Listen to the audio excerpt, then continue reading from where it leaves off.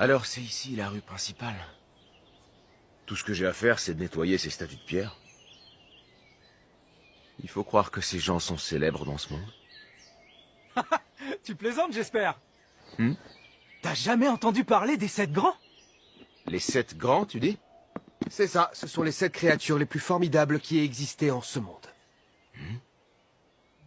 D'après la légende, c'était la reine la plus belle de tous les pays. On raconte qu'elle vérifiait chaque jour grâce à son miroir si c'était toujours elle la plus belle.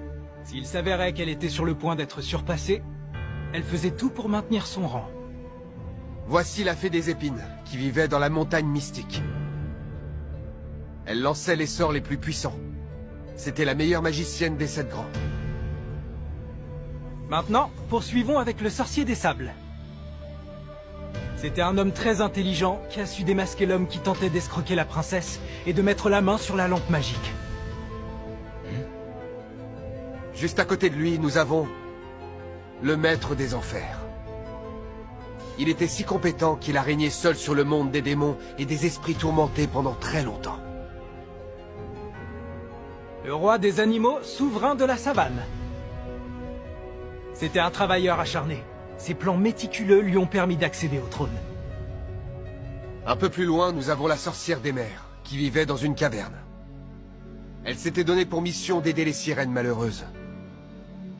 J'ai entendu dire qu'elle était capable d'exaucer n'importe quel souhait. Et pour finir, voici la reine de cœur.